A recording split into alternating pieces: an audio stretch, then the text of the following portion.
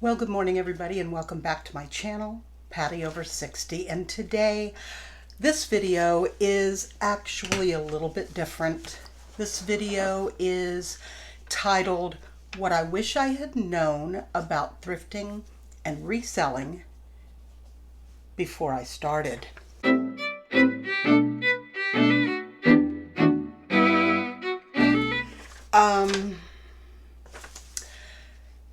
I'm kind of going through a metamorphosis right now. I've had a lot of time, especially when I was recovering from my COVID, to do a lot of thinking and a lot of soul searching and a lot of praying and a lot of analyzing of some things in my life. And so I'm going to tell you about them. I made a list of some things that I wish I had known before I started thrifting and reselling, and I'm going to go over this list with you. But backstory, I took up thrifting and reselling back about a year ago when COVID first started, and I wanted to do something to kind of make my mind have something else to think about besides COVID. I went through my closet and I decided to list some things on Poshmark because I had heard about it. And I thought it would give me something to do. I could clean out my closet and I could sell a couple of things. I did sell a couple of things, and so it was kind of fun. And when stores and things started opening up, I started going out and buying more clothes to sell. And I would sell something here and there. I mean, it was just kind of fun.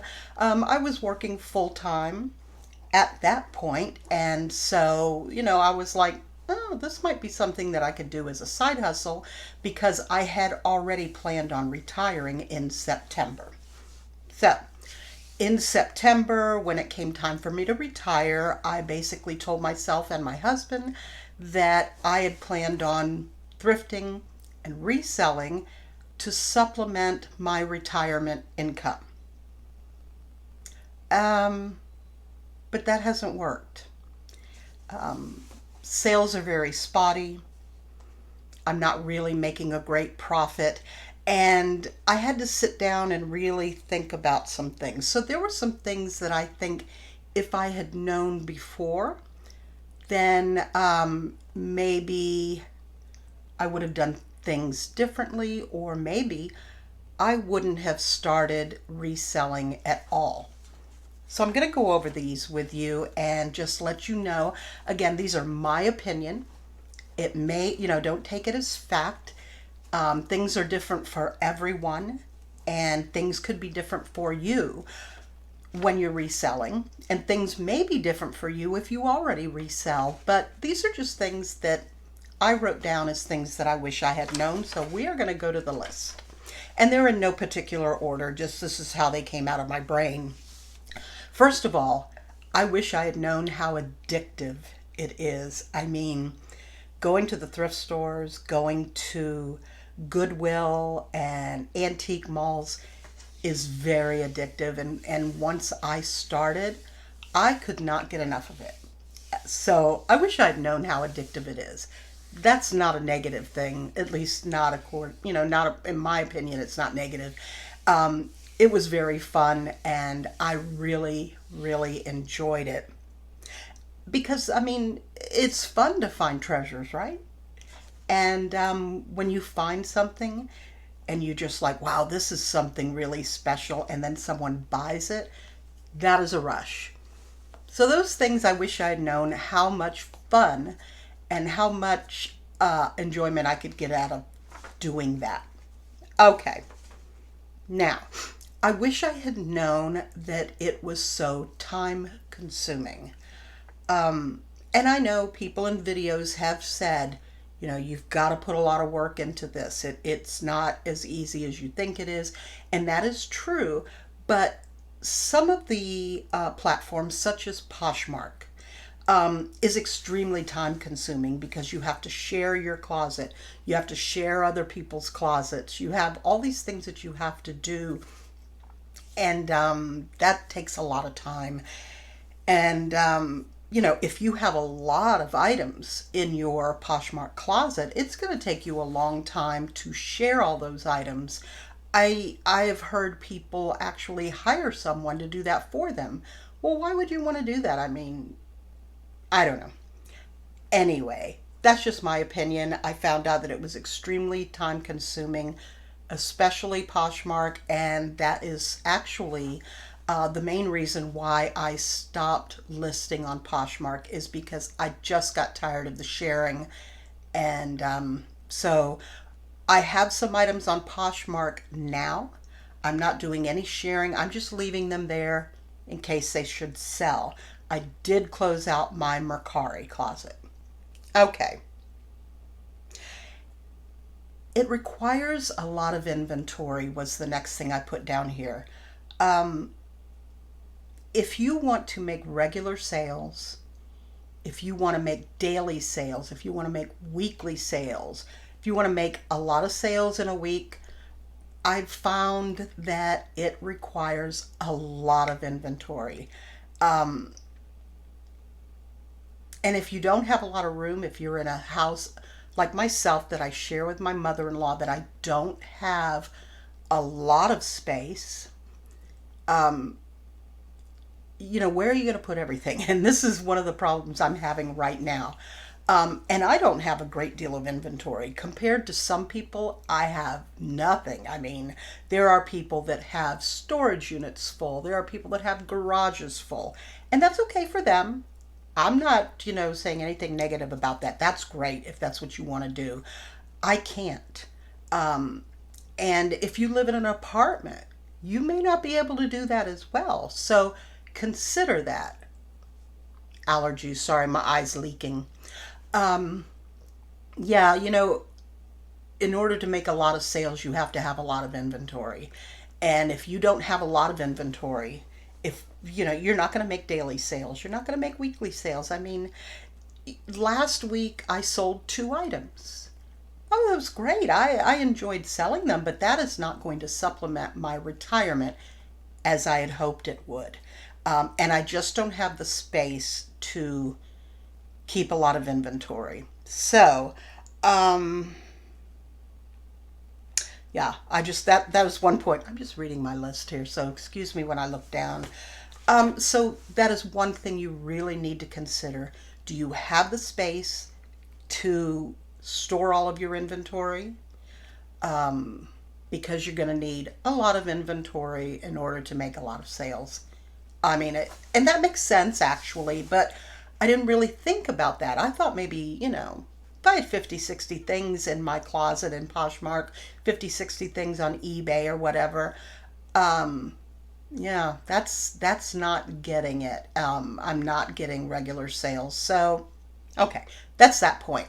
The other thing I wanted to talk about, and this is on eBay, I didn't realize how often scammers are going to make you offers on things that are only going to turn around and be a scam and disappoint you. And these are your higher priced items, evidently. I didn't know that that would happen so often. I mean, I knew that there's scammers out there, and I expected that to happen on occasion. But I mean, I get them all the time. Especially the first day I list something. One last week I listed, no, it was 2 weeks ago, I think. My mind is still a little foggy from the COVID vaccine. But, I know I had listed an item that the comps were very good, over $100. And that day I must have received 20 offers, and they were all scams. You go to look them up, you can't find any information about the buyer.